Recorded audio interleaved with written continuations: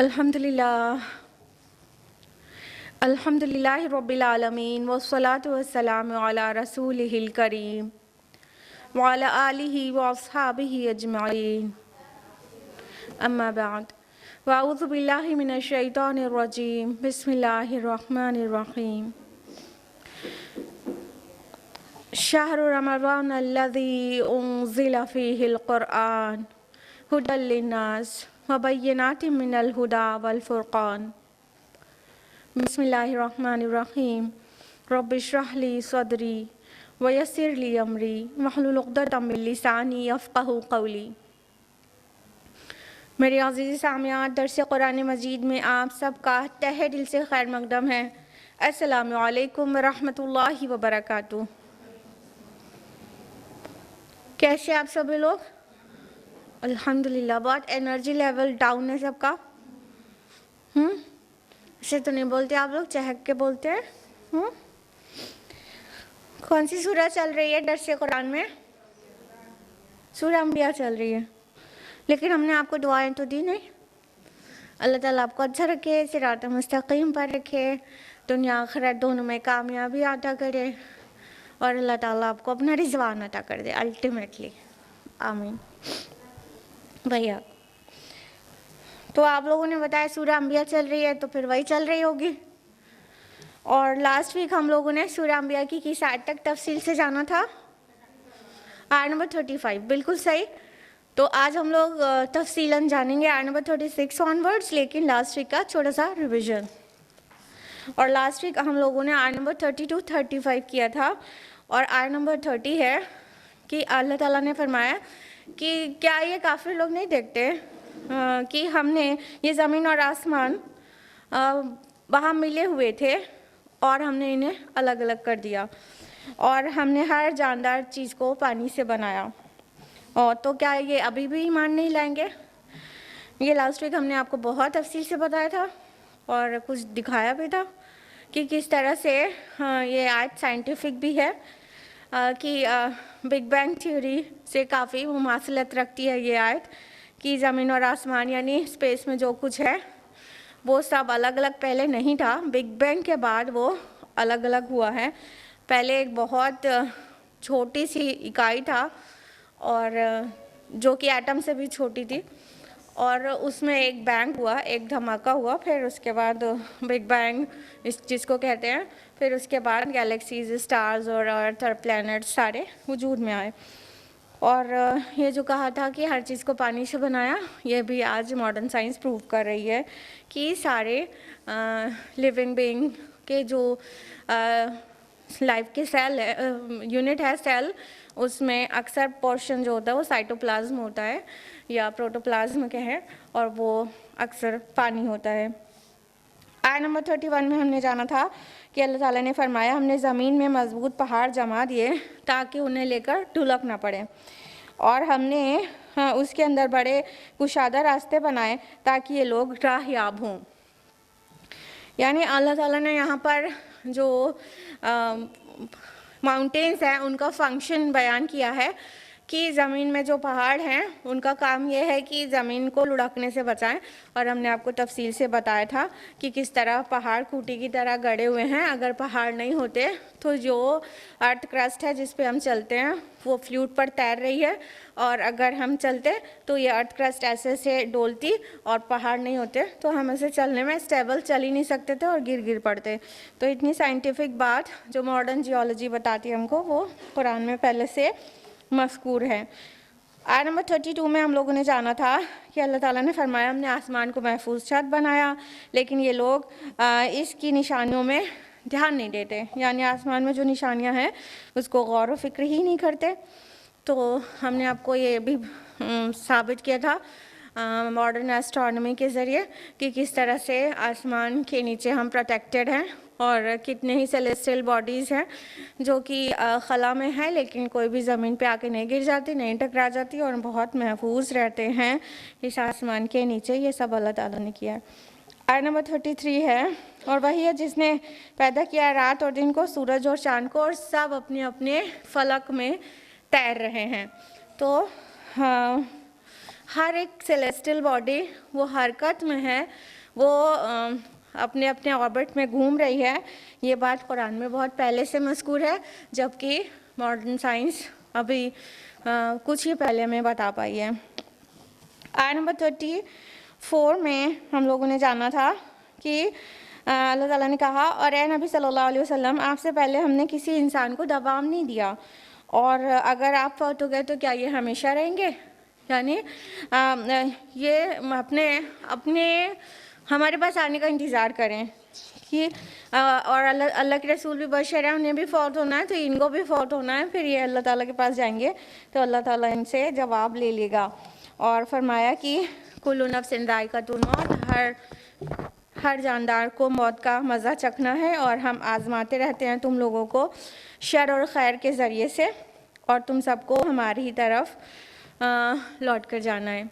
तो अल्लाह ताला ने खैर और शर को दोनों को ही आजमाइश बताया, यानी हमारे जो गुड डेज़ होते हैं, जो जिसको हम पसंद करते हैं, जो खुशी का दौर होता है, वो भी आजमाइश है, और जो हमें नापसंद होता है, हमें तकालीफ और मसाइब पसंद नहीं होते, वो भी आजमाइश है। दोनों तरह से अल्लाह ताला आजमाते हैं।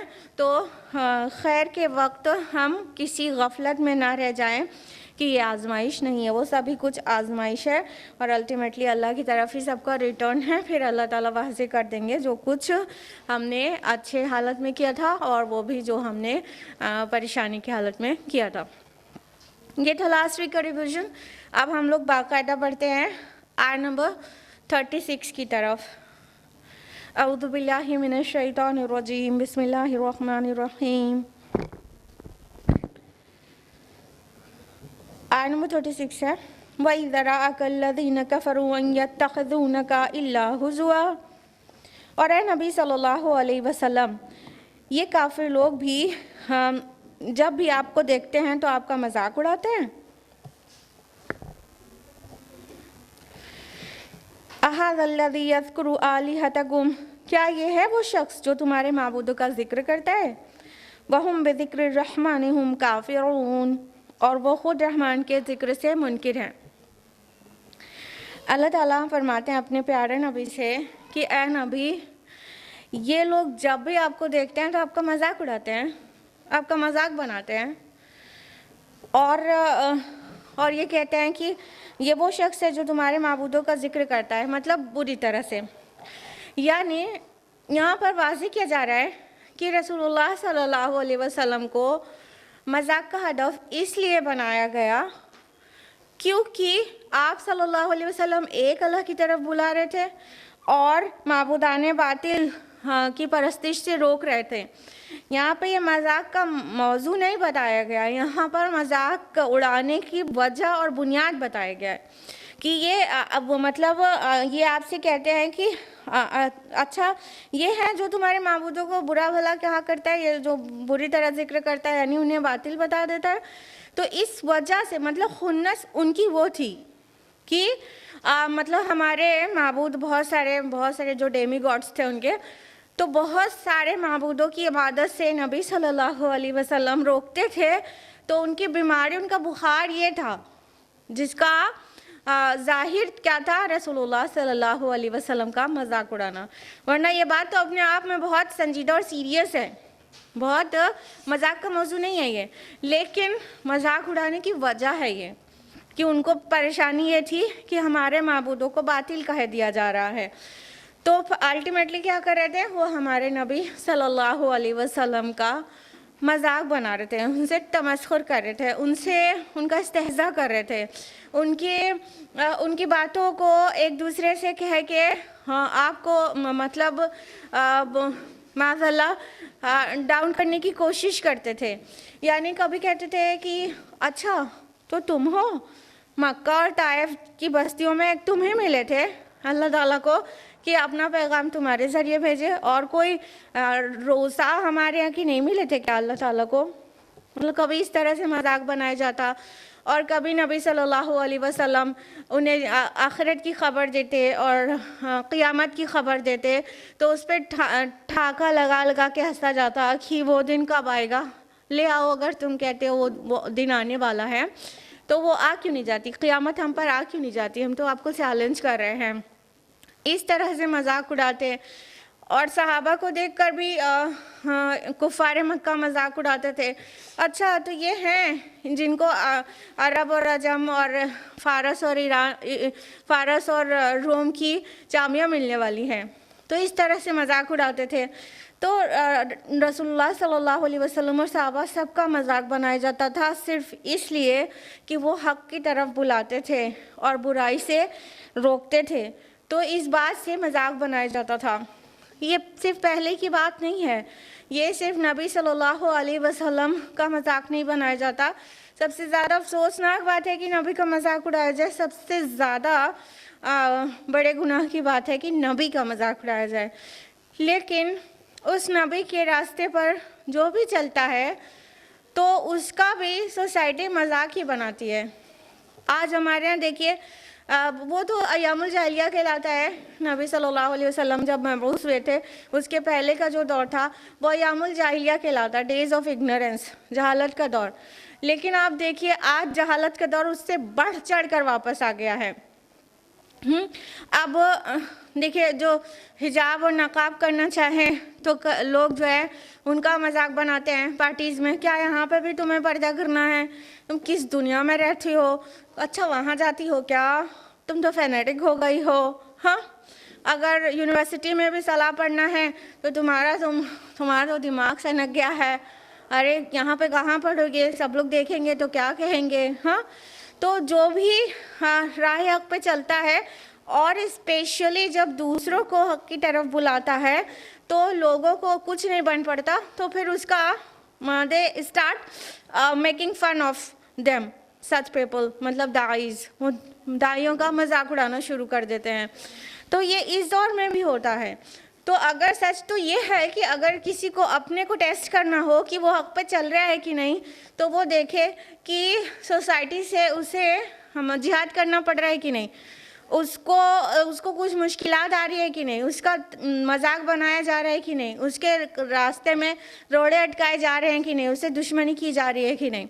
अगर ये सब कुछ हो रहा है तो मुतमईन हो जाना चाहिए कि उम्मीद है मैं हक़ पर हूँ, क्योंकि हक़ के मुखालिफ हर दौर में होते हैं। और अगर सब खुश हैं तब सोचना चाहिए कि हक़ पे हैं भी कि नहीं, क्योंकि सबको खुश तो मुनाफिक ही रख सकता है। इधर भी पार्टी को मेंटेन रखो, उधर की पार्टी को भी मेंटेन रखो, तो सबको खुश नहीं कर सकते। हक़ पे चलने वाले जब सच्ची बात बोलते हैं तो जो हक़ को पसंद नहीं करते उनको कड़वा लगता है, और जब कड़वा लगता है तो बहुत तरह से परेशान करते हैं, और उनमें से एक चीज़ है मेकिंग फन ऑफ अदर्स। हाँ, मजाक उड़ाना। तो मजाक उड़ाते हैं। तो हमारे प्यारे नबी सल्लल्लाहु अलैहि वसल्लम, जिनके अंदर सारी क्वालिटीज़ इंसानी लेवल पर अपनी अज़ीमुश्शान सतह पर मौजूद थी, और हर डिसक्वालिटी से रसूलुल्लाह सल्लल्लाहु अलैहि वसल्लम पाक थे, बावजूद उनका मजाक उड़ाया गया।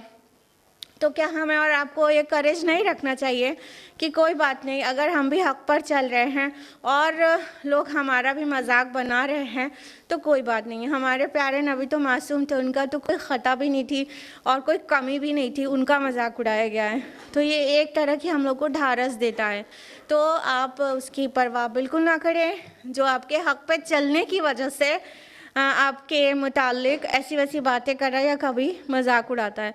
कभी कभी कुछ नए नए दावत के काम में लगे लोग काफ़ी दिल शिकस्ता हो जाते हैं लोगों के मजाक उड़ाने से, और कोई ऐसी वैसी बात कह देने से थोड़ा दिल शिकस्ता हो जाते हैं। तो उन्हें हौसला रखना चाहिए इन आयात को पढ़कर कि हमारे प्यारे नबी सल्लल्लाहु अलैहि वसल्लम का मजाक उड़ाया गया, तो हम और आप क्या चीज़ हैं। अल्लाह ताला ने आगे फरमाया कि और वो ख़ुद तो रहमान के ज़िक्र से मुनकिर है, यानी ये कहते हैं कि मतलब अच्छा यही शख्स है जो तुम्हारे माबूदों को बुरा कहता है, उनको बुरी तरह से याद करता है, और उनकी हकीकत ये है कि वो सच्चे खुदाए रहमान की याद से मुनकिर है। ये इनके डेमी गॉड्स या यूँ कहें कि फॉल्स गॉड्स के बारे में मतलब कुछ कह रहा है तो इन्हें बुरा लग रहा है, और वो ट्रू गॉड माबूद हकीकी के ज़िक्र से गाफिल हैं तो उनको फ़र्क नहीं पड़ता। वो अपने आप को देख लें कि हमारा नबी तो गलत खुदाओं की परस्तिश से रोक रहा है और ये ख़ुद तो असल खुदा की याद से गाफिल हैं। तो मतलब मजाक उड़ाने लायक कौन बनता है, बेवकूफ़ कौन है एक्चुअली। तो ख़ुद तो उनका ये हाल है कि मतलब अल्लाह ताला की याद से जो कि रहमान है, यहाँ पे अल्लाह नहीं वर्ड यूज़ हुआ है, रहमान वर्ड यूज़ हुआ है, रब नहीं यूज़ हुआ है, रहमान यूज़ हुआ है कि वो रहमान के ज़िक्र से गाफिल हैं। यानी ये अल्लाह ताला की शान रहमत है कि वो इतने सारी हरकतें करने के बाद भी लेट गो कर रहा है उनसे, हाँ, ओवरलुक कर रहा है उनसे दरगुजर कर रहा है। उसकी रहमत का मजहर है ये कि सारी हरकतें वो कर रहे हैं, लेकिन अल्लाह ताला इस बात पे कादिर होने पर भी कि वो पकड़ सकता है, नहीं पकड़ रहा है। आयत नंबर 37 है, खुलिक़ल इंसानु मिन अजल, इंसान बनाया गया है उजलत से। साउरीकुम आयाती फला तस्तअजलून, जल्द ही मैं तुम्हें अपनी निशानियाँ दिखा दूंगा, बस तुम लोग जल्दी ना मचाओ। इंसान के लिए कहा गया कि खुलिक़ल इंसानु मिन अजल, इंसान अजल से बना है, उजलत से बना है। वैसे तो कुरान में कहा गया है इंसान मिट्टी से बना है और सारी लिविंग क्रिएचर्स पानी से बनी है, और यहाँ पे कहा जा रहा है उजलत से बना है। असल में ये एक कहने का अंदाज़ है जो कि किसी चीज़ को बहुत ज़्यादा एम्फसाइज करने के लिए कहा जाता है। जैसे कोई बहुत ज़्यादा माइंडेड होता है, बहुत इंटेलिजेंट होता है, तो कह देते हैं अक्ल का पुतला है। तो उसी तरह कह दिया गया कि ये इंसान उजलत से बना है, मतलब इसके सरिश्त में उजलत है, उसे जल्दी हर चीज़ चाहिए होती है, हर चीज़ का रिटर्न फ़ौरन चाहता है, हर चीज़ का रिस्पॉन्स क्विक चाहता है और उसे इंतज़ार नहीं होता। ये इंसान की फितरत में है। तो जो उजलत है, रशिंग है, वो इट्सेल्फ बुरी चीज़ नहीं है, लेकिन मौके महल के लिहाज से उजलत करना चाहिए, किस चीज़ में उजलत होनी चाहिए और किस चीज़ में जल्दबाजी नहीं करना चाहिए। It depends on the situation, ठीक है। तो कुछ जगहों पर उजलत अच्छी नहीं मानी जाती है, लेकिन कुछ जगहों पे उजलत अच्छी चीज़ है। उजलत अच्छी है, खैर के काम में जल्दी अच्छी है कि अल्लाह ताला ने तो कहा फस्तबिकुल खैरात, खैर के कामों में एक दूसरे पर सबकत ले जाओ। सबकत कैसे ले जाएगा इंसान? जब जल्दी करेगा तभी तो उससे पहले खुद निकल जाएगा। जैसे कि रसूलुल्लाह सल्लल्लाहु अलैहि वसल्लम सहाबा के दरमियान थे और पूरी हदीस छोड़ते हुए वो पार्ट बताएंगे कि उकाशा रज़ियल्लाहु अन्हु ने कहा या रसूलल्लाह आप मेरे लिए दुआ करें, तो आपने उनके लिए दुआ किया। फिर दूसरे सहाबा भी कहने लगे या रसूलल्लाह मेरे लिए भी। तो आप सल्लल्लाहु अलैहि वसल्लम ने कहा उकाशा सबकत ले गया, उकाशा सबकत ले गया। यानी उन्होंने जब सबसे पहले कह दिया तो उनकी अहमियत अलग हो गई, उनके लिए आप सल्लल्लाहु अलैहि वसल्लम ने दुआ कर दिया। तो बहुत सारे अच्छे काम में उजलत अच्छी चीज़ होती है, लेकिन कई जगह ऐसे नाजुक होते हैं, कई मकामात जहाँ पर उजलत अच्छी चीज़ नहीं होती है और जल्दी के लिए रशिंग के लिए अल्लाह ताला ने टोका है, अपने अंबिया को टोका है। आपको पता है रसूलुल्लाह सल्लल्लाहु अलैहि वसल्लम वही को रिसीव करने में उजलत करते थे, चाहते थे जल्दी से मैं दोहराऊं और ताकि कुछ मेरे से मिस आउट ना हो जाए। तो अल्लाह ताला ने उनको रोका है कि आप जल्दी मत करिए, आपके सीने में उतार देना और उसको महफूज कर देना और आपको सिखा देना, पढ़ा देना हमारे ज़िम्मे है। मूसा अलैहिस्सलाम ने किस चीज़ में उजलत की थी? अल्लाह ताला से मुलाकात करने में उजलत की थी। हाँ, तो इसी तरह हर इंसान जो है मतलब आजिल है, और ये दुनिया है उसको आजिला भी कहा जाता है। क्यों? दुनिया में जो चीज़ें मिलती हैं वो जल्दी मिल जाती हैं, इसीलिए इंसान को शैतान आसानी से बहका लेता है, क्योंकि शैतान कहता है कि मैं अभी तुम्हारा ख्वाहिश नफ्स ऐसे पूरा हो जाएगा, तुमको इसका ये रिटर्न मिल जाएगा। तो इंसान चूँकि उजलत पसंद है तो वो रशिंग में वो क्या करता है, शैतान के ट्रैप में आसानी से आ जाता है। और आखिरत क्या है, बाद में आने वाली है, तो आखिरत में इंतज़ार करना पड़ता है। लेकिन इंसान का मिजाज क्या है, उसे इंतज़ार पसंद नहीं। रेस्टोरेंट में जाके बैठे, ऑर्डर प्लेस किया, पूछा वेटर से कितना टाइम लगेगा, 30 मिनट्स तो लगेगा मैडम। 30 मिनट्स, अरे 30 मिनट्स पहाड़ हो गया। अरे जल्दी नहीं हो सकता क्या, ये 30 मिनट्स प्रिपेयर होने में आप लोग को लगता है, तो 30 मिनट्स इंतज़ार कैसे करेंगे जल्दी में। अब बस स्टॉप पे खड़ा है, तो उसको वहाँ पे 15 मिनट वेट करना मुसीबत है, इतनी देर कौन ठहरेगा, ठीक है। तो इंसान उजलत पसंद है, तो उसके सरिश्त में उजलत है कहीं ना कहीं, और ये उसकी एक टाइप ऑफ वीकनेस है, क्योंकि वो अगर पॉजिटिव जगहों पर नहीं, कहीं नहीं जहाँ पे ज़रूरत है वहाँ पे उजलत कर दी, तो उसके नेगेटिव रिजल्ट्स आ जाते हैं। तो ये चीज़ समझने की है कि कब जल्दी करना चाहिए और कब नहीं जल्दी करना चाहिए। तो ये एक इंसान का ज़ौफ़ है, उसकी कमज़ोरी है, जैसा कि कहा भी गया ना सूरह निसा के आयत नंबर 28 में, खुलिक़ल इंसान ज़ईफ़ा, और इंसान को कमज़ोर पैदा किया गया है, ठीक है। तो वो अपने आप में बहुत ज़्यादा स्ट्रांग नहीं है, वो कहीं ना कहीं वीक है, और ये उजलत पसंदी उसे और वीक बना देती है। उसकी वीकनेस है जल्दबाजी, हर चीज़ में आई हैव टू रश ना, जल्दी करना है, जल्दी करना है। लेकिन वहीं पर वो इंसान अहसन तक़वीम भी है, कि अल्लाह ताला ने उसको कहा है सूरह 3 सूरह नंबर 95 आयत नंबर 4 में, लक़द ख़लक़नल इंसान फ़ी अहसनि तक़वीम, बेशक हमने इंसान को बेस्ट ऑफ द मोल्ड्स में बनाया है, अहसन तक़वीम बनाया है। तो इंसान अहसन तक़वीम भी है और इंसान दाइफ़ भी है। दोनों को कैसे समझेंगे, देखिए इंसान की खिलकत जो हुई है वो मिट्टी से हुई है, ठीक है। तो मिट्टी क्या है, एक ऑर्डिनरी चीज़ है कह सकते हैं, ठीक। दूसरी तरफ उसमें अल्लाह ताला ने अपनी रूह फूकी है, तो जो रूह फूकी गई है, उस रूह के फूके जाने से वो अहसन तक़वीम है, उसकी अपनी जो वैल्यू है उसके जैसा फिर कोई नहीं है नॉन क्रिएशंस में, ठीक है। और दूसरी तरफ वो मिट्टी से भी बना हुआ है, तो वो दोनों चीज़ मिलकर वो बहुत बुलंद पाया हस्ती भी है, और वो बहुत असफल साफिलीन भी हो जाता है, ठीक है, क्योंकि वो बना तो मिट्टी से ही है, और वो उसके अंदर कुछ ज़ौफ़ है, कुछ वीकनेसेस हैं उसके अंदर। वो कुरान ने डिस्क्राइब किया है कि इंसान कमज़ोर पैदा किया गया है, इंसान उजलत से पैदा किया गया है। Excuse me.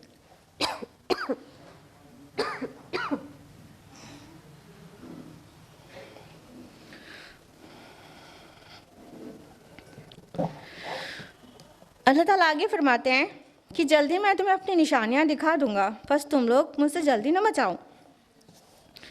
यानी हर बात में जल्दी रहती है ना, कभी कभी इंसान खैर के बजाय शर मांग बैठता है जल्दी में। हाँ, रसूलुल्लाह सल्लल्लाहु अलैहि वसल्लम जब वार्न करते थे कि मान जाओ मेरी बात, अदरवाइज तुम्हारे पर अजाब आ जाएगा, तो शर मांग बैठते थे उजलत में। अच्छा, वो अजाब कब आ जाएगा, वो अजाब ला दो, हम नहीं मान रहे, हम तो लोग नहीं मान रहे, ला दो हम पर वो अजाब। तो इंसान कई बार अपने लिए शर मांग बैठता है जल्दी में। कभी दुनिया में क्या होता है सभी के साथ कि कोई तकलीफ़ रहती है, कोई प्रॉब्लम रहती है, या मेंटल टेंशन हो या फिज़िकल पेन हो, कुछ भी, तो इंसान ये मतलब उसको सहते सहते कभी ये भी कह देता है अल्लाह ताला मौत दे दीजिए ना, मर जाए। लेकिन क्या वो सही चीज़ मांग रहा है? हाँ, क्या वो सही चीज़ मांग रहा है कि अभी मौत आ ही जाए? तो उसने मौत के बाद वाली जो हालात हैं वो देखे हैं कि वो अच्छे होंगे कि नहीं होंगे। तो कभी एक्सट्रीम हो जाती है उसकी, और वो ये कि इंसान हार कर सुसाइड कमिट कर लेता है, हाँ, खुदकुशी कर लेता है। फिर क्या हुआ, आखिरत को बिगाड़ लिया आपने। ये किस बात में किया? जल्दी में। तो इंसान अपने लिए शर मांग बैठता है या शर कमिट कर लेता है जल्दी की वजह से, तो अल्लाह ताला ने जवाब दिया जल्दी मत मचाओ। तुम मेरे नबी को चैलेंज कर रहे हो कि अजाब लेकर आ जाइए, हाँ हम नहीं मान रहे, आप कहते हैं कि नहीं मानोगे तो अजाब आ जाएगा, तो ले आओ वो अजाब। तो अल्लाह ताला कह रहे जल्दी ना मचाओ, हम तुमको अनकरीब अपनी निशानियाँ दिखाएंगे। तो वो अजाब, वो क़ियामत आकर रहेगी, वो क़ियामत एक निशानी की तरह आकर रहेगी। तो इंसान को वाज़ेह हो जाएगा कि ये जो वादा किया गया था ना वो कितना सच्चा था। तो अल्लाह ताला फरमा रहे हैं तुम जल्दी मत मचाओ, अनकरीब तुमको वो निशानी दिखा दी जाएगी, यानी क़ियामत जिसको होनी शुदनी भी कहा गया है कुरान मजीद में। आयत नंबर 38 है वयक़ूलून मता हाज़ल वअद इन कुंतुम सादिक़ीन, और ये लोग कहते हैं कि ये वादा कब पूरा होगा अगर तुम सच्चे हो। यानी कि वही वादा अज़ाब, वही वादा क़ियामत कि तुम हमसे वादा करते हो कि वो क़ियामत आकर रहेगी, तो ये आएगी कब? ये कुफ़ार का मतलब एक सवाल होता था, और हरगिज़ मत समझिए ये सवाल इल्मी था। वो जानना चाहते थे कि कब आएगी, उनको दिन तारीख बता दिया जाता, उस दिन उस तारीख को आएगी तो वो इस्लाम कबूल कर लेते, वो ईमान ले आते। नहीं, ये तमस्खुर था उनका, ये इस्तेहज़ा था उनका। वो ये मतलब रसूलुल्लाह सल्लल्लाहु अलैहि वसल्लम को माज़अल्लाह दिखाना चाहते थे कि आप जो कह रहे हैं वो बात सच्ची नहीं है। तो आपको मतलब आपका मजाक बनाने के लिए ये कहते थे कि कब, अगर आप सच्चे हैं तो आप हमको दिखा दीजिए वो वादा कब पूरा होगा जिसका वादा आप हमसे कर रहे हैं। और सोचिए ये किससे कह रहे हैं? सादिकुल मस्दूक से कह रहे हैं, इन कुंतुम सादिकीन, अगर तुम सच्चे हो। ये वही लोग हैं, ये मक्की सूरा है ना, तो ये वही लोग हैं जो रसूलुल्लाह सल्लल्लाहु अलैहि वसल्लम को बग़ैर परेशानी के सादिक और अमीन कहते थे अप टू 40 ईयर्स। ठीक है, जब रसूलुल्लाह सल्लल्लाहु अलैहि वसल्लम ने अल्लाह का कलाम पेश किया और उन्हें दावत दी, तो सडनली कहने लगे इन कुंतुम सादिकीन, अगर तुम सच्चे हो तो वो वादा जो तुम कह रहे हो वो बताओ कब पूरा होगा। सोचिए एक टाइम था मान चुके थे कि अस-सादिक हम इनको कहते हैं, बिल्कुल सच्चे, अल-अमीन कहते हैं, बिल्कुल अमानतदार, ट्रस्टवर्दी, और अब कह रहे हैं कि अच्छा वो अजाब ला कर दिखाओ अगर तुम सच्चे हो। कहने का मतलब कितना आसान था उनके लिए एक सादिकुल मस्दूक की तकज़ीब करना और ये शो करना कि आप सच्चे नहीं हैं। माज़अल्लाह, अल्लाह ताला ने अपने नबी सल्लल्लाहु अलैहि वसल्लम के घाव पर मरहम लगाते हुए कुछ इस तरह भी कहा है, ए नबी ये आपको नहीं झुटला रहे हैं, ये तो हमने जो इनके तरफ भेजा है उसको झुटला रहे हैं, हमारे कलाम को। यानी जब तक आप ये कलाम नहीं पेश करते थे तब तक तो ये आपको सादिक कहते थे, आप झुटला रहे हैं तो कलाम को झुटला रहे हैं, हमारे जिक्र को झुटला रहे हैं, आपको नहीं झुटला रहे हैं। तो इस तरह से एक शफीक उस्ताद की तरह अल्लाह पाक ने अपने नबी सल्लल्लाहु अलैहि वसल्लम को इस तरह भी आपको सपोर्ट दिया है कि इतनी मुश्किलात में जब हर तरफ से मजाक उड़ाया जा रहा है और तकज़ीब की जा रही है, तो इस तरह के अल्फाज ज़ाहिर बात है वो एक जो ज़ख्म है उस पर मरहम का काम करते होंगे कि जब अल्लाह ताला साथ है और वो इतना मोहब्बत और इतनी शफ़क़त लुटा रहा है तो मुझे किसी की परवाह नहीं है। आयत नंबर 39 है लौ यअलमुल्लज़ीना कफ़रू हीना ला यकुफ़ूना अन वजूहिहिमुन नार वला अन ज़ुहूरिहिम वला हुम युंसरून।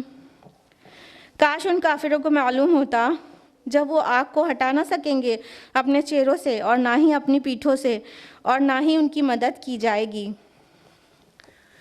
ये आग के अज़ाब जहन्नम का एक मंजर कशी है, पूरा सीन स्केच किया गया है कि काश इनको मालूम होता। कहने का मतलब कि इनके ऊपर वो वक्त आने वाला है, लेकिन काश ये अभी से समझ जाते, जान जाते कि जब ये आग को अपने चेहरों से हटा ना सकेंगे। यहाँ पर जो अल्फाज आए हैं, हीना ला यकुफून आए हैं। कफ मीन्स होता है हथेली, ठीक है, कफ मीन्स हथेली होता है। जब भी कोई परेशानी, कोई सामने से कोई भी मुसीबत आती है, जैसे आग की हीट है या तो बहुत तेज़ आंधी चले तो धूल है, या सामने से कोई भी चीज़ आ रही होती है, तो इंस्टेंटली बिना सोचे, बिना मतलब ज़रा सा भी दिमाग पे जोर डाले हुए फ़ौरन इंसान अपने दोनों हाथ इस तरह से चेहरे पर रख लेता है।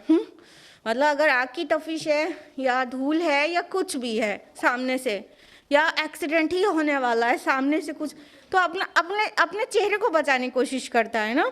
तो सबसे ज़्यादा हम जो प्रोटेक्शन देते हैं तो अपने चेहरे को देते हैं। कुछ भी हो, बाकी जिस्म भी अपना ही है, लेकिन चेहरा इतना नाजुक होता है कि हर मुसीबत में सबसे पहले चेहरे को कवर कर लेते हैं। तो अल्लाह ताला ने फरमाया कि मतलब काश ये उस दिन को जान जाते जब आग इनके चेहरे पर चढ़ रही होगी और उसको हटा नहीं सकेंगे। यानी जब आग, अल्लाह ताला ने फरमाया कि उनके लिए आग का ओढ़ना होगा और आग का बिछाना होगा। तो नीचे से भी आग होगी, ऊपर से भी आग होगी, आग का साया होगा। तो आग चेहरों तक चलने लगेगी और फिर इंसान चाहेगा कि मतलब एटलीस्ट चेहरे को तो बचा ले, लेकिन वो चेहरे को भी अपने नहीं बचा पाएगा। और फिर उसके आगे जो मंजर कशी है वो कंटिन्यू होती है कि और ना ही अपनी पीठों को। इंसान जब परेशानी कोई सामने से आ रही होती है, चेहरे को छुपाता है, चेहरे को छुपाने के बाद भी उसे तसल्ली नहीं होती तो फ़ौरन मुड़ जाता है, फ़ौरन टर्न हो जाता है, उसकी तरफ पीठ कर देता है जो मुसीबत सामने से आ रही है। हाँ, तो यहाँ पे अगली जो बात कही गई है वो ये कि चेहरों को ना ही आग से बचा पाएंगे और ना ही पीठों को।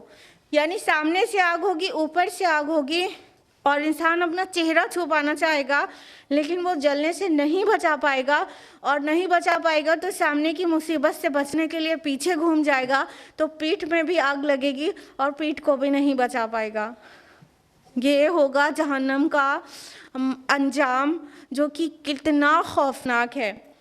हम लोग किस हौसले से कह देते हैं कि देखा जाएगा, हर अच्छी बात को करने में डिले करते हैं और हर बुरे काम को छोड़ने में इतना सोचते हैं, और फिर कहते हैं आखिरत किसने देखी है, जब होगा तो देखा जाएगा। ये देखा जाने की हिम्मत है हमको?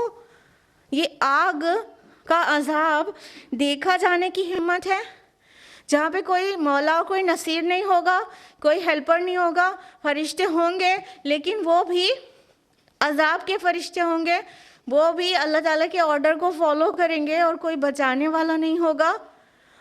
आग का जलना कितना तकलीफ़देह होता है।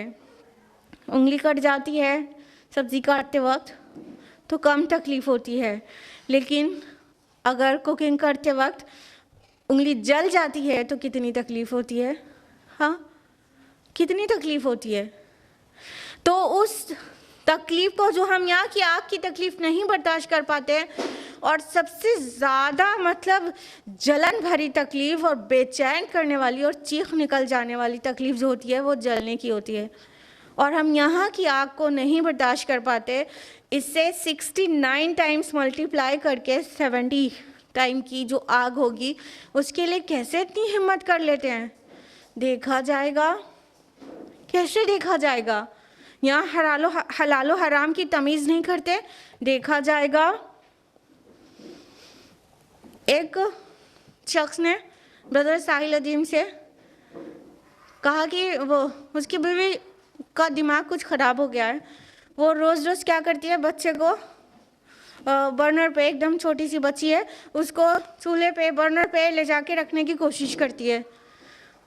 तो उन्होंने कहा कि क्या मतलब ऐसे क्यों करती है? कल वो उसका दिमाग ख़राब होगा, मेंटल है वो। बस अरे बोलती क्या है वो, इतने नन्हे से बच्चे को क्यों वो चूल्हे पे रखना चाहती है, वो क्यों रखती है? तो बोलो ना वो मेंटल है। क्या कहती क्या है? तो बोला कि वो इंटरेस्ट कहती है छोड़ दो, नहीं तो जो आखिरत में होना है वही मैं दिखा रही हूँ, वही बच्चे को हराम खिलाओगे तो ये जलना तो आग में ही है ना।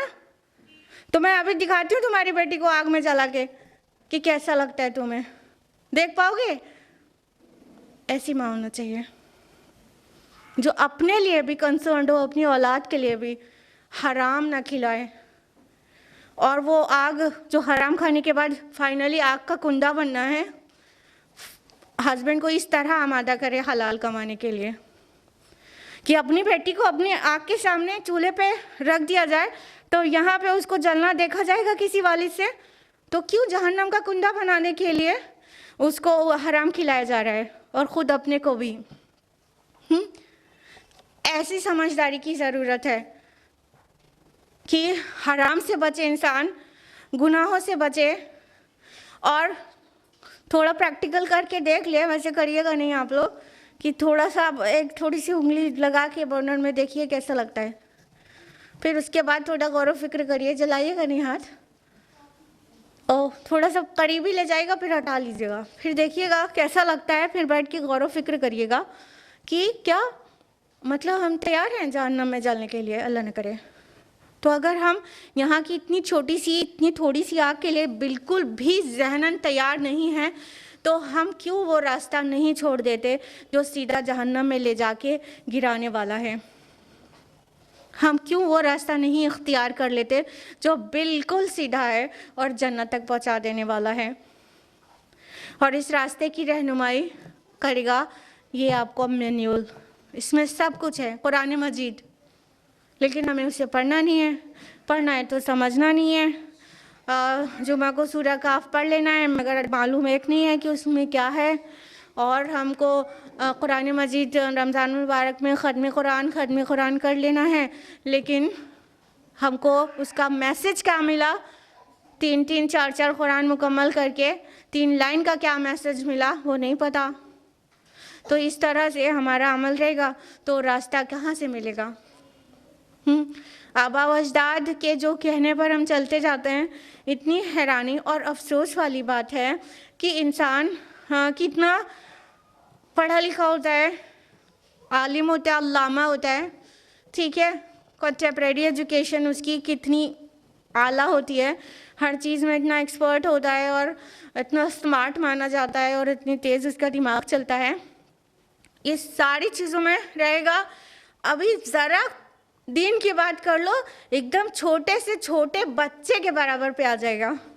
ऐसे सिली मतलब थॉट्स और ऐसे मतलब कॉन्सेप्ट ही क्लियर नहीं रहता, छोटी छोटी बात नहीं पता रहती, तलाक की इद्दत क्या है और बेवा की इद्दत क्या है, बहुत छोटी छोटी बात जो कुरान में बस खाली तर्जुमे से भी पढ़ते रहें तो समझ में आ जाए, इतनी छोटी छोटी सी बात दीन की नहीं पता रहती, लेकिन दुनिया में हम बहुत काबिल होते हैं।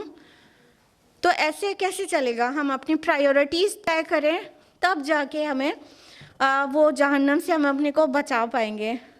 हम मादा परस्ती वाला रास्ता छोड़ दें और खुदा परस्ती वाला रास्ता इख्तियार कर लें तो इंशाअल्लाह अपने आप को जहन्नम की अज़ाब से बचा पाएंगे, जिसको यहाँ बहुत ही ज़्यादा खौफनाक तरीके से पूरा सीनरी स्केच की गई है कि किस तरह चेहरे को अपने इंसान नहीं बचा पाएगा, पीठों को नहीं बचा पाएगा और ना ही किसी के ज़रिए उसकी मदद की जाएगी।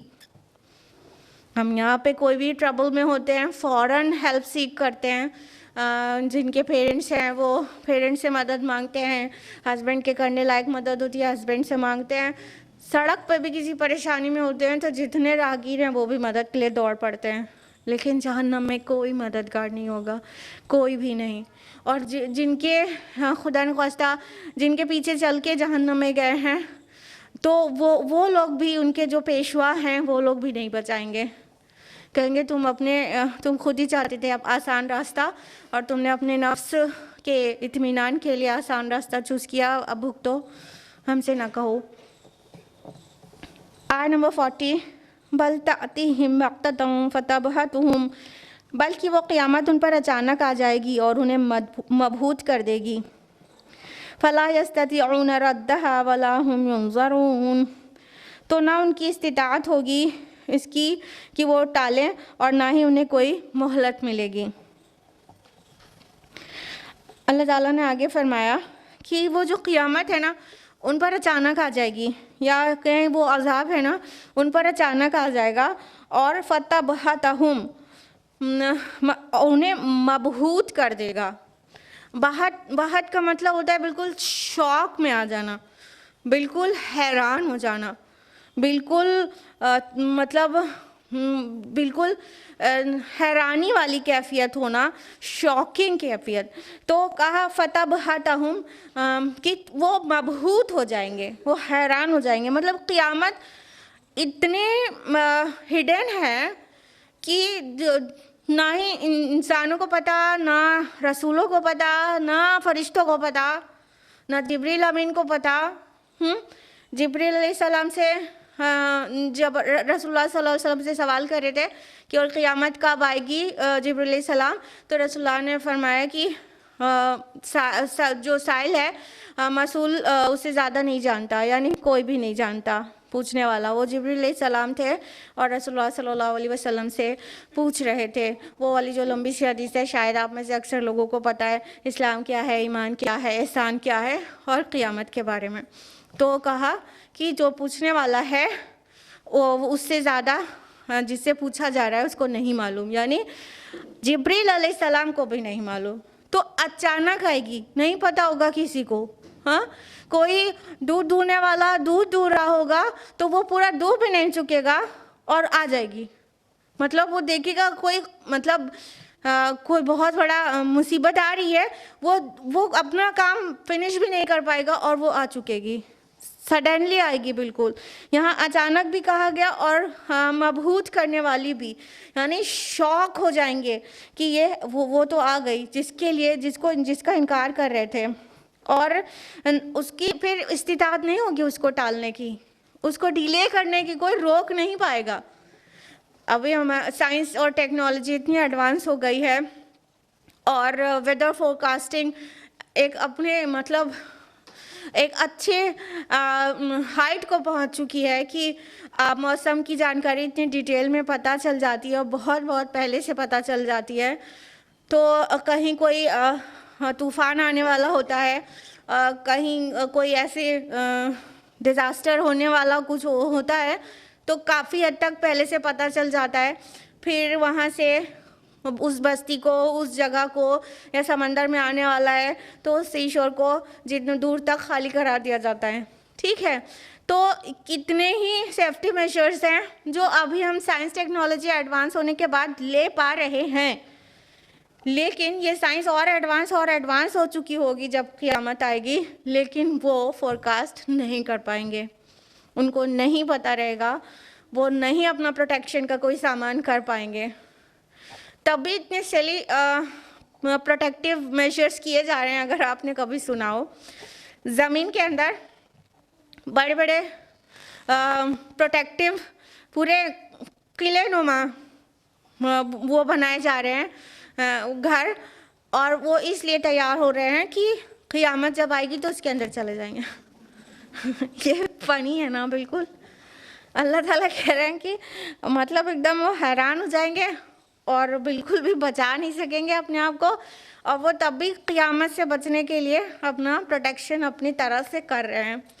जबकि ये ज़मीन तो कूद के बराबर कर दी जाएगी तो उनकी ज़मीन के अंदर वाले क्या बच पाएंगे।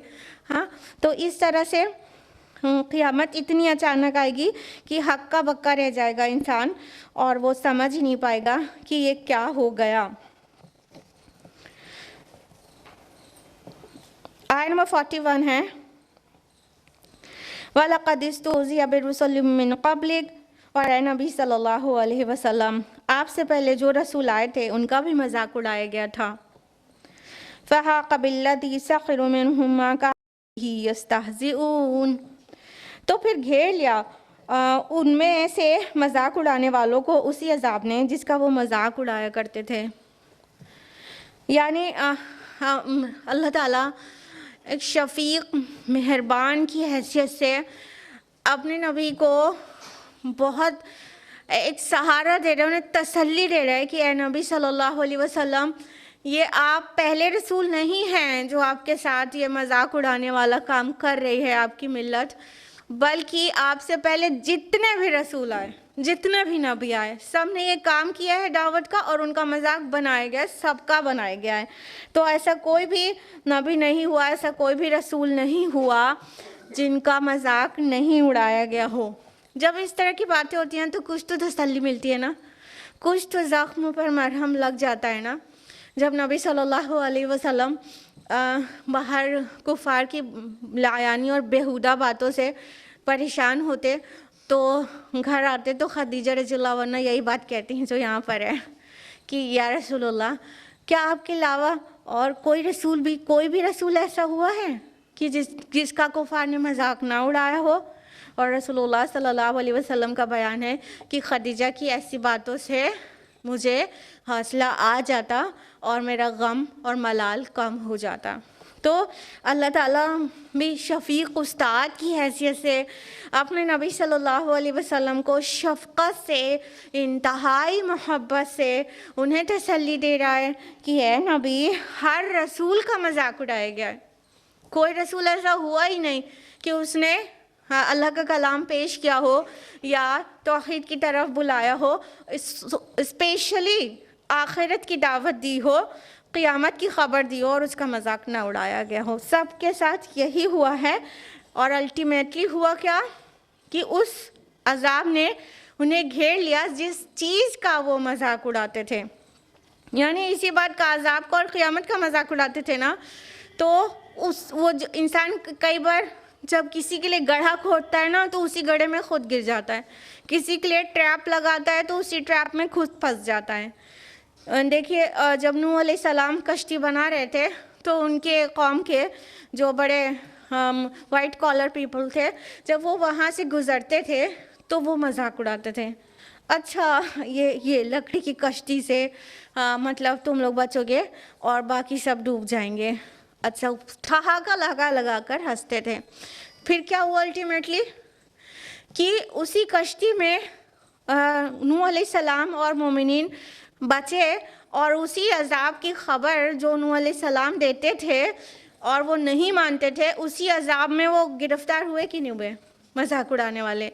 उसी फ्लड का वो मजाक उड़ा रहे थे, उसी फ्लड में वो तबाह हो गए ना, बर्बाद हो गए। तो अल्लाह ताला फरमाते हैं कि उसी घेर लिया उसी ने जिसका वो मजाक उड़ाते थे, यानी अज़ाब का मजाक उड़ाते थे तो अज़ाब ने उन्हें घेर लिया। उससे पहले और भी जो रसूल आए उन्होंने अज़ाब की ख़बर दी है बाकायदा दिन तारीख के साथ, यानी ऐसे सडनली नहीं आ जाता था।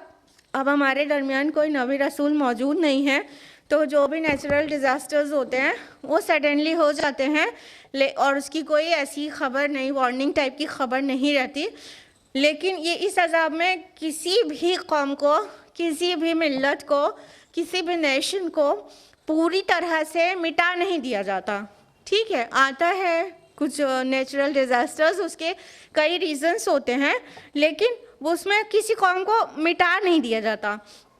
लेकिन रसूलों की तकज़ीब करने के बाद जो दिन तारीख़ बता के अज़ाब की ख़बर दी जाती है, उस अज़ाब के आने के बाद नसिया मनसिया कर दिया जाता है, भूला बिसरा बिल्कुल मिटा के ख़त्म कर दिया जाता है, बिल्कुल जैसे सफ़ाई हस्ती से मिटा दिया जाता है। तो इस तरह का अज़ाब रसूलों के वार्निंग के बाद आता है और किसी भी टाइम पर नहीं आता।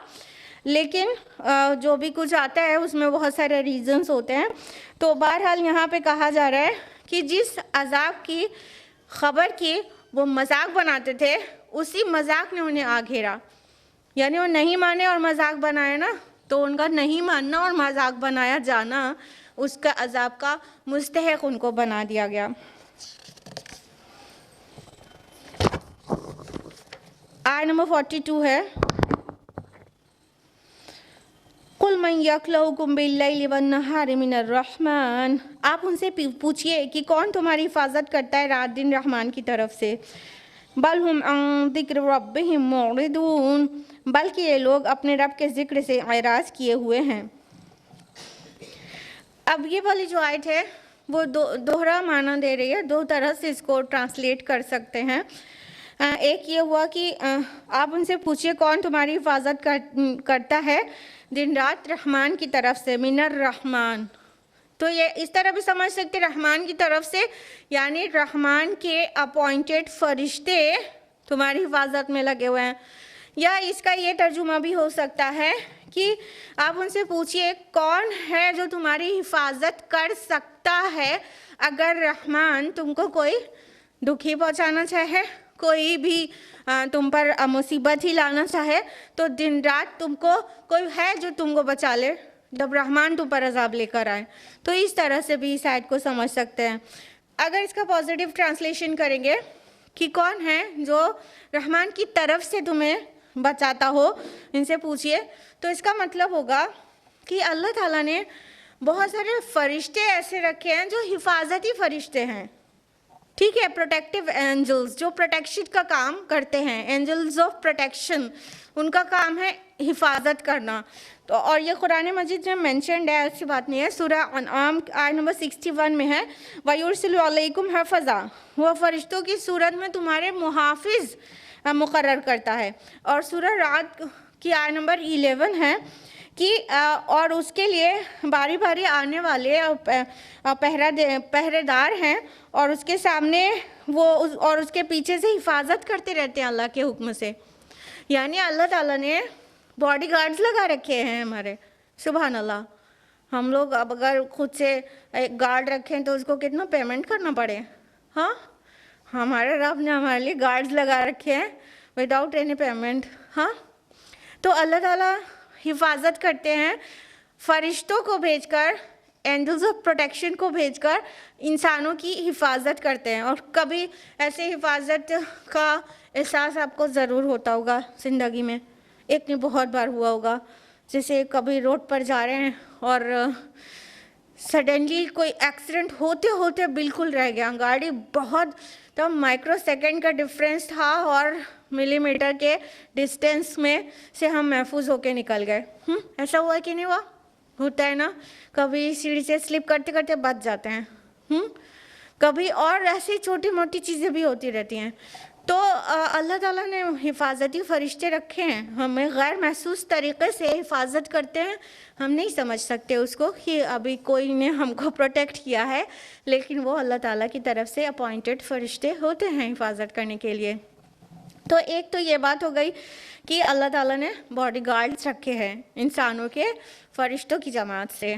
दूसरी बात ये हो गई, दूसरा अंदाज़ इसको समझने का या इसको ट्रांसलेट करने का ये कि कौन है जो तुम्हारी हिफाजत कर ले। तुम अपने माबूदाने बातिल के ऊपर बहुत ज़ोम करते हो, तो क्या वो तुम्हारी हिफाजत कर सकते हैं जब रहमान तुम्हें छोड़ दे, वो तुम्हारे ऊपर कोई अजाब लेकर आना चाहे, तो कोई है जो तुम्हारी हिफाजत कर पाए।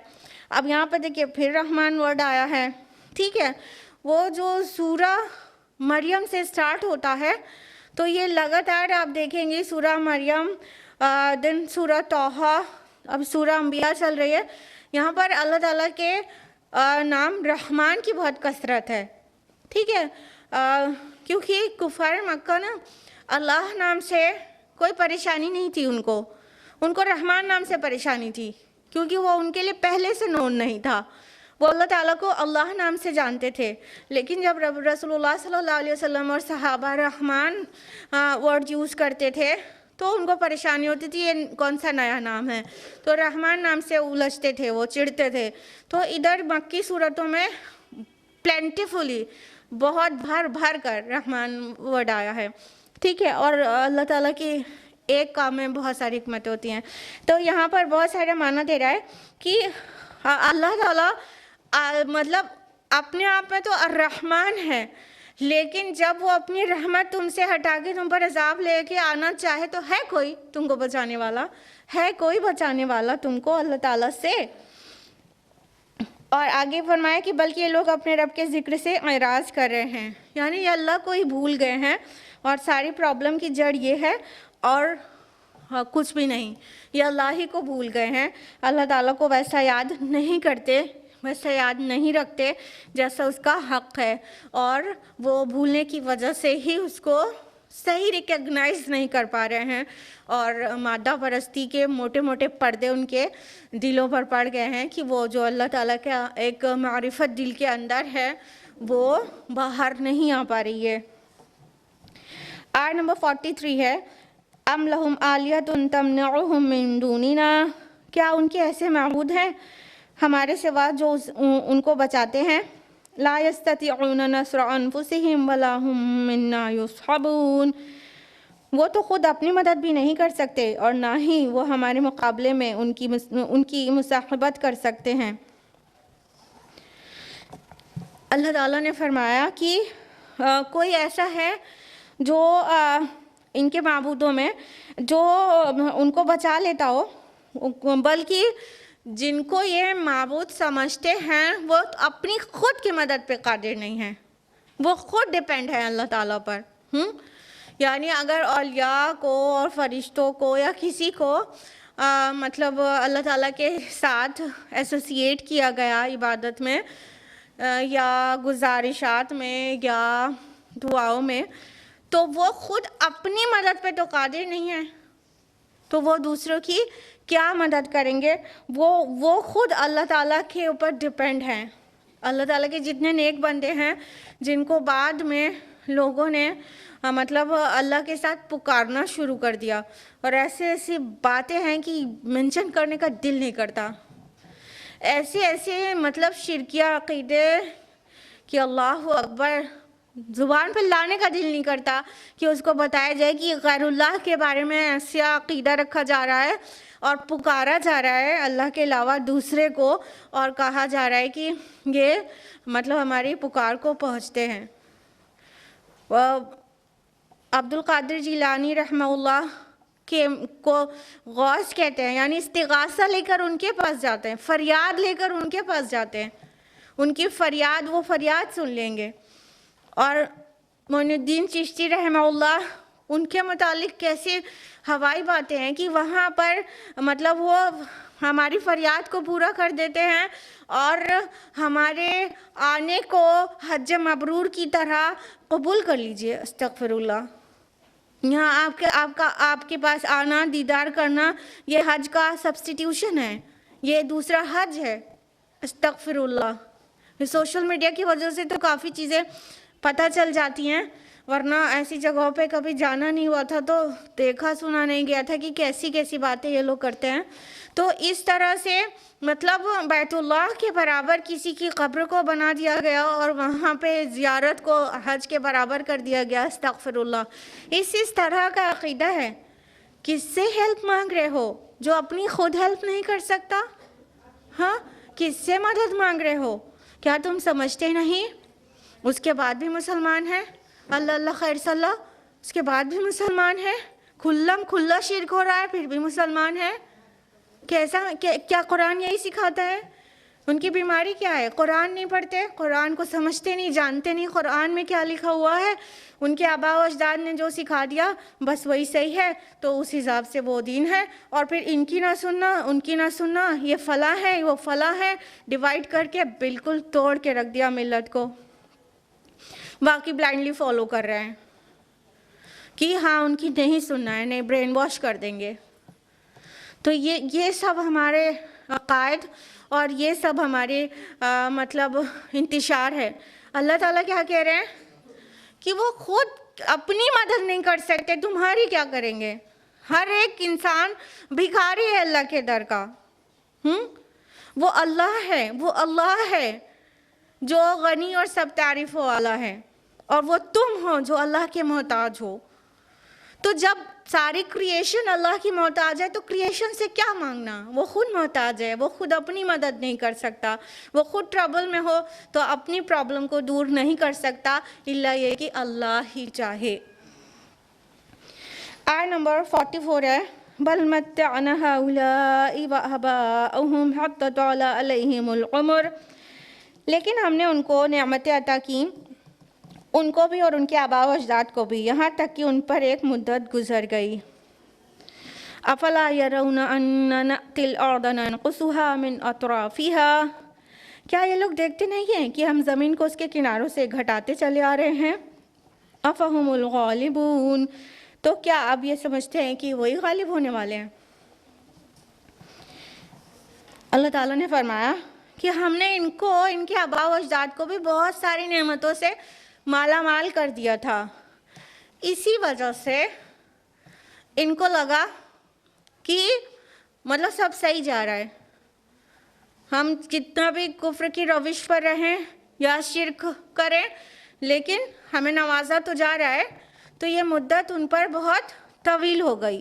कहने का मतलब वो बिल्कुल बेपरवाह हो गए कि पकड़ा तो जा नहीं रहा है, तो उसका मतलब सही है। तो उसका जवाब क्या आया, सुनिए। क्या ये देखते नहीं कि हम ज़मीन को उसके किनारों से घटाते चले आ रहे हैं? अब ये इतना बामाना फ़िक्रा है। ज़मीन को उसके किनारों से घटाने का एक मतलब ये है, यहाँ पे जो अल्फाज है, ननकुसुहा मिन अतराफिहा, कम कर रहे हैं, डिक्रीज़ कर रहे हैं ज़मीन को हर तरफ से, एवरी साइड्स। तो ज़मीन को घटाने का मतलब एक तो ये है कि कुफ्र की ज़मीन तंग हो रही है और इस्लाम की ज़मीन फैल रही है। अब अगर आप सोच रहे हैं तो मक्की सूरा है और अभी मक्का में तो ऐसा एक्सपेंशन हुआ नहीं था, तो फिर उसको ऐसे समझेंगे कि ये एक पेशन गोई है कि अनकरीब वो दिन आने वाला है जब कुफ्र की ज़मीन तंग हो जाएगी और इस्लाम की ज़मीन वसी हो जाएगी। यानी इनकार करने वालों की ज़िंदगी तंग हो जाएगी, मुश्किल हो जाएगी और इस्लाम फैलता जाएगा। तो एक तो ये माना है, ठीक है। और इसके कुछ साइंटिफिक मतलब भी बनता है कि जो सी लेवल है, अगर आपको पता हो, ये क्लाइमेटिक चेंजेस की वजह से सी लेवल बढ़ रहा है, लगातार सी लेवल बढ़ रहा है, ग्लेशियर्स पिघल रहे हैं ना, तो जिसकी वजह से सी लेवल बढ़ रहा है और जो अर्थ है वो श्रिंक हो रही है। वो जी हाँ, यहाँ सवाल इरोजन की बात नहीं हो रही है एक्चुअली। जो ग्लेशियर्स हैं उस वो जितना ज़्यादा पिघलेंगे, यानी टेम्परेचर, ग्लोबल वार्मिंग हो रही है ना, तो टेम्परेचर जैसे जैसे हाई हो रहा है तो ज़ाहिर है ग्लेशियर्स पिघलते जाएंगे। ग्लेशियर्स पिघलेंगे तो पानी कहाँ आएगा, नदियों से होते हुए अल्टीमेटली समंदर में। तो समंदर की जो रेंज है वो बढ़ रही है और सी लेवल हर साल राइज हो जाता है 3 to 4 mm, ठीक है। हर साल 3 से 4 मिलीमीटर सी लेवल बढ़ जाता है, ऐसे पानी का जो बढ़ता जा रहा है। तो ये भी इस तरह से भी समझ सकते हैं ज़मीन घट रही है, ठीक है। तो अल्लाह ताला फरमा रहे हैं हम ज़मीन को उसके किनारों से घटाते चले आ रहे हैं। और साइंटिफिकली भी सिर्फ इस माना में ये एकदम फैक्ट आपको बता रहे हैं, ये अजम्पशन नहीं बता रहे हैं, ये रिकॉर्डेड है कि हर साल 3 से 4 mm और ये और तेज़ी से मतलब सी लेवल बढ़ रहा है। मतलब पीछे 200 साल पहले की बात करते तो 3 to 4 mm नहीं था, अब वो और तेज़ हो गया। तो हर 25-50 साल में अच्छा खासा सी लेवल बढ़ जाता है। और उसके अलावा ये जो हमारी अर्थ है ना, ये इसका जो सरफेस है ना वो पूरा डस्टी है, ये क्रस्ट पे जो है। तो ये अर्थ का जो डस्ट है, जो यहाँ का मास है, वो बहुत ही तेज़ी से, मतलब सेवरल 100 टन्स ऑफ मास ये हर दिन अर्थ लूज़ करती है। ये स्पेस में चला जाता है, जबकि यहाँ पे ग्रेविटी है, ये स्पेस में निकलता जा रहा है। तो अर्थ ज़मीन ऐसे भी छोटी हो रही है, यानी जो ज़मीन है उसका मास स्पेस में गिरने की वजह से ये श्रिंक होती जा रही है। This is also a fact, ये भी फैक्ट है, ठीक है, कि ज़मीन का मास कम हो रहा है तो उसका मतलब ज़मीन अपने किनारों से सिकुड़ रही है। तो इस तरह भी ज़मीन सिकुड़ रही है, सी लेवल राइज हो रहा है और जो सरफेस ऑफ द अर्थ है वो कम हो रहा है। इस तरह से भी ज़मीन सिकुड़ रही है और गुनाहगारों के लिए बचकर निकलने की कोई जगह नहीं रहेगी। इस तरह से उनका ग्राउंड भी टाइट हो रहा है, इस तरह भी ज़मीन सिकुड़ रही है, टाइट हो रही है। तो अल्लाह ताला ने यहाँ इसका आर्गुमेंट इस जगह पे दिया है कि ये इतनी नेमतों का वो अवेल करते करते इनको मुद्दत दराज हो गई, इनको दिन लग गए। ये समझते हैं कि मतलब ये पकड़े नहीं जाएंगे। नहीं नहीं, हम तो ज़मीन को घटाते चले आ रहे हैं उसके किनारों से।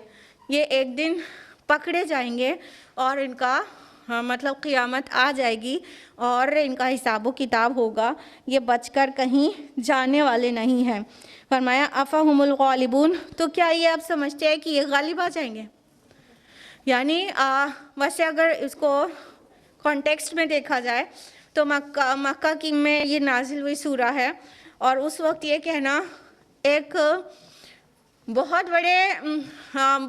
बड़ी बात थी कि जिस वक्त कुफार की तरफ से टॉर्चर चल रहा है और रसूलुल्लाह सल्लल्लाहु अलैहि वसल्लम और सहाबा सब के सब परसिक्यूट किए जा रहे हैं, उस वक्त ये चैलेंज करना कि तो क्या ये लोग गालिब हो जाएंगे, ये बहुत बड़ी बात है।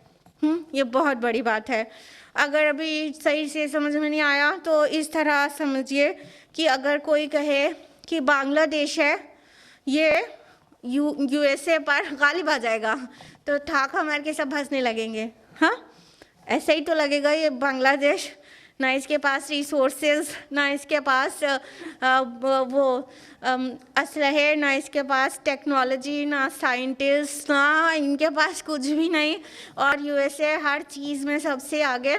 तो वो बांग्लादेश के लिए मतलब कह दिया जाए कि मतलब क्या यूएसए वाले गालिब आ जाएंगे और बांग्लादेश हो जाएगा, मतलब ऐसे ही रह जाएगा, तो ये बिल्कुल हंसने वाली बात होगी ना आज के दौर में। तो ये सिर्फ समझाने के लिए आपको मिसाल दी। नियर अबाउट ऐसी ही पोजीशन, बल्कि इससे भी गई गुजरी पोजीशन थी मुसलमानों की मक्का में कि चंद मुट्ठी भर मुसलमान ईमान लाए थे। रसूलुल्लाह सल्लल्लाहु अलैहि वसल्लम मशक्क़त शाक़ा कर रहे थे अल्लाह की तरफ से जो हुक्म उन्हें मिला उस दावत को पहुंचाने के लिए। उस मशक्क़त के दौर में जबकि सब तरफ से मतलब परसिक्यूट किया जा रहा है, और जिनको परसिक्यूट किया जा रहा है उनको ऑर्डर क्या है, कुफ़ू अयदियकुम, अपने हाथों को बंधे रखो, मतलब बिल्कुल रेज मत करो हैंड्स को, इवन इन सेल्फ डिफेंस, बस सब्र ही करो, सब्र ही करो। ऐसी पोजीशन में कहा जाए अगर किसी को कि क्या तुम इतना मतलब दनदनाते फिर रहे हो पूरे शहर में, तो क्या तुम गालिब आ जाओगे, तो ये हंसने वाली जैसी होती थी। लेकिन कहा गया है और नियर फ्यूचर में वो हो गया है।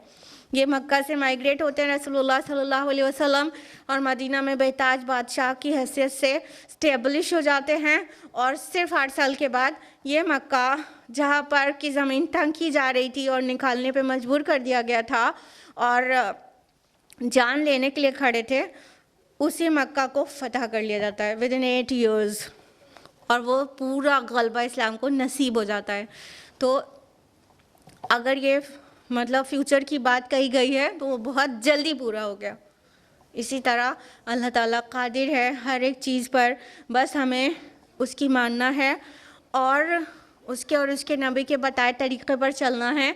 फिर जो नहीं होने लायक चीज़ दिख रही होगी वो भी अल्लाह ताला बिल्कुल मुमकिन कर देगा। हम लोग ने आया नंबर 44 तक किया है। इंशाल्लाह नेक्स्ट वीक इसके आगे से जानेंगे। अल्लाह ताला से दुआ है कि वो हम सभी को कुरान मजीद पढ़ने, समझने, गौर व फिक्र करने, गौर-तज़नी करने और मुकम्मल अमल करने की और गैरों तक पहुँचाने की तौफ़ीक़ अता फ़रमाए। आमीन। वाखिर दावाना अनिल हम्दुलिल्लाहि रब्बिल आलमीन। वस्सलामु अलैकुम व रहमतुल्लाहि व बरकातुहू।